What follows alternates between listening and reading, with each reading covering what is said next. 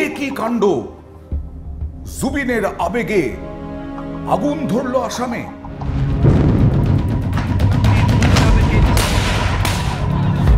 আমরা দেখেছি জুবিন গর্গ মারা গেছেন জলে ডুবে। কি তার জন্য আবেগ, কি তার জন্য হা হুতাশা অসমের মানুষের মধ্যে।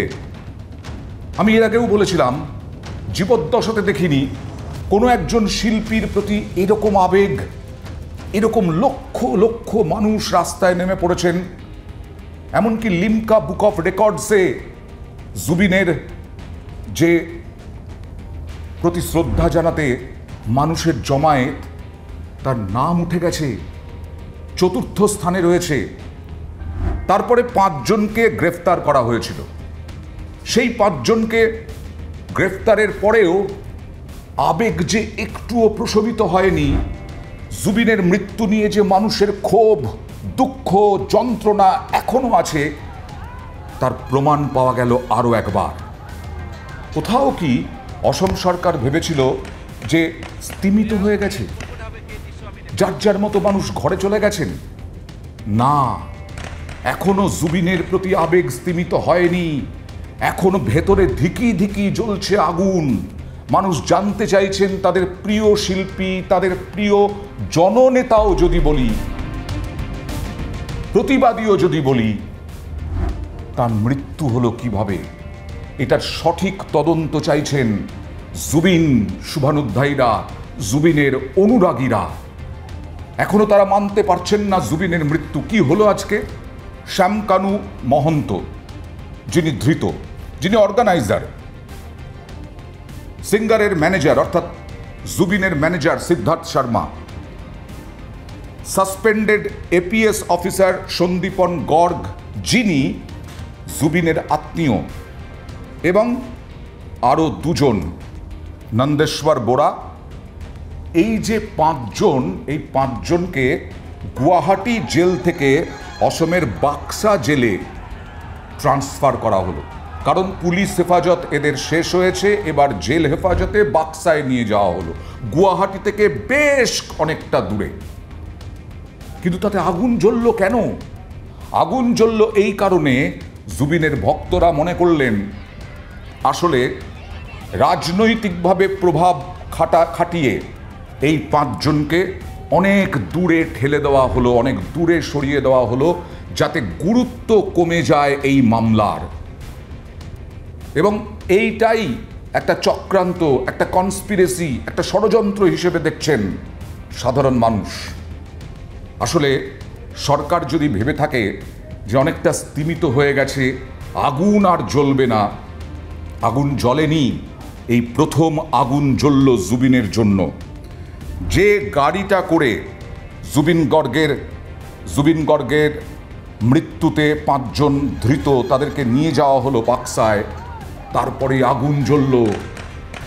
পুলিশকে গুলি চালাতে হলো শূন্যে, টিয়ার গ্যাসের শেল ফাটাতে হলো ছত্রভঙ্গ করতে, ভয়ঙ্করভাবে পুলিশের গাড়ি ভাঙচুর হলো, গাড়িতে আগুন ধরিয়ে দেওয়া হলো, কয়েকজন পুলিশ আহত হলেন, ভয়ঙ্কর ঘটনা ঘটল। এই ৫ জনকে যখনই নিয়ে যাওয়া হলো, তখন জুবিনের ফ্যান, হাজার হাজার ফ্যান রাস্তায় নামলেন প্রতিবাদে।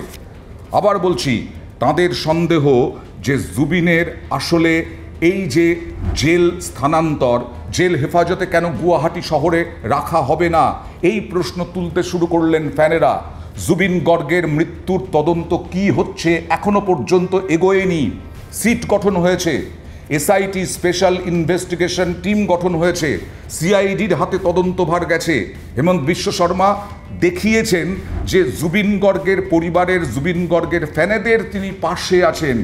কিন্তু কোথাও এখনো সন্দেহ জুবিন গর্গের এই মৃত্যুর তদন্ত নিয়ে মানুষের মধ্যে ঢুকে গেছে। কারণ এই জুবিন গর্গ ২০১৯ সালে এনআরসি নিয়ে ব্যাপক সোচ্চার হয়েছিলেন। এই জুবিন গর্গ দিকে দিকে, অসমের দিকে দিকে প্রতিবাদ মিছিল করেছেন, প্রতিবাদ সভা করেছেন। আর তাই জুবিন গর্গ বিজেপির কাঁটা ছিল। জুবিন গর্গ বিজেপির কাঁটা ছিলেন একটা সময়। সেই জুবিন গর্গের মৃত্যু যে রহস্যজনকভাবে হয়েছে তা মেনে নিতে পারছেন না জুবিনের ফ্যানেরা।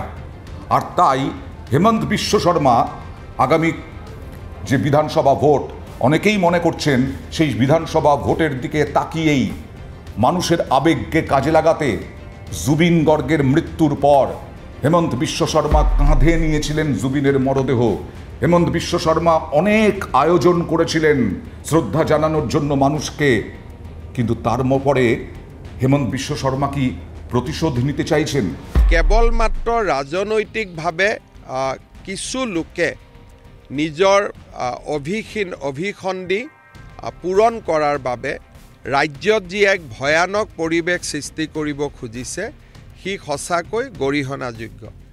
আজি বাস্কাৰ কাৰাগাৰৰ সন্মুখত যি ঘটনা ঘটিছে সি সঁচাকৈয়ে অত্যন্ত দুখজনক।